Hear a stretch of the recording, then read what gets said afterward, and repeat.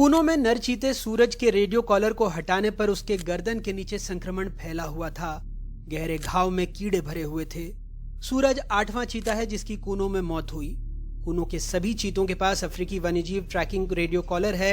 हालांकि कई विशेषज्ञ अब इस कॉलर में लगे बेल्ट की गुणवत्ता को लेकर सवाल उठा रहे हैं। पन्ना को बाघों से आबाद करने वाले श्रीनिवास मूर्ति भी। हम लोगों की ऑब्जर्वेशन का जो रेजिम है that was quite tight.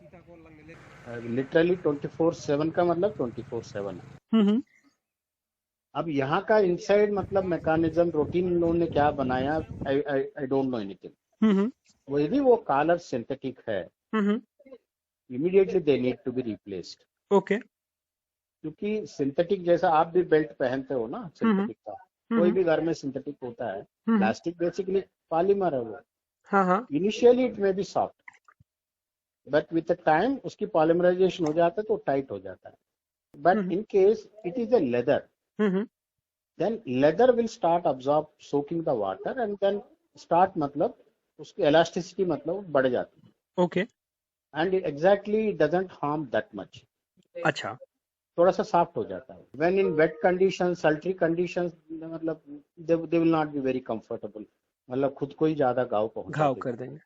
Okay. और सर कभी आपने टाइगर में भी ऐसी कोई डेथ देखी है बिकॉज ऑफ रेडियो कॉलर? हमने मैगट्स देखा है लेकिन हम डेथ होने नहीं दिया। एक सूत्र के मुताबिक सूरज की मौत के बाद एक और चीते पवन को बेहोश करके उसका रेडियो कॉलर निकाला गया, क्योंकि उसके रेडियो कॉलर के नीचे मक्खियों ने अंडे देना शुरू कर दिया था और अगर ऐसा नहीं किया जाता तो कीड़े और मक्खियों से पवन की भी मौत हो सकती थी। हालांकि एनटीसीए ने एक प्रेस रिलीज के जरिए कहा है, मीडिया में ऐसी रिपोर्टें हैं जिनमें चीतों की मौत के लिए उनके रेडियो कॉलर आदि सहित अन्य कारणों को जिम्मेदार ठहराया गया है।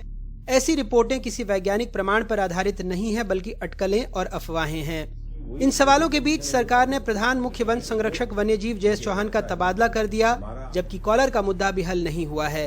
चौहान ने ही कुछ दिनों पहले चीतों को कहीं और बसाने का भी सुझाव दिया था। हमारे जो सभी चीता जो अभी तक आए हैं 2 फेजेस में, वो सब कूनों में हैं और अभी the current situation is like से having all your eggs in one basket. तो आपको ये ज़रूरी है कि चीता के लॉन्ग टर्म सर्वाइवल के लिए, लॉन्ग टर्म मैनेजमेंट के लिए आपको ज्योग्राफिकली सेपरेटेड लैंडस्केप में आपको उनको रखना ज़रूरी है, so that it actually works as an insurance. 27 March को साशा नाम की मादा चीता की किडनी की बीमारी के कारण मृत्यु हो गई। 23 अप्रैल को उदय की, 9 मई को दक्षा की मौत हुई। 23 से 25 मई के बीच कूनो में जन्मे 3 शावकों की मौत हो गई। 11 जुलाई को एक और नरचीता तेजस मृत पाया गया था।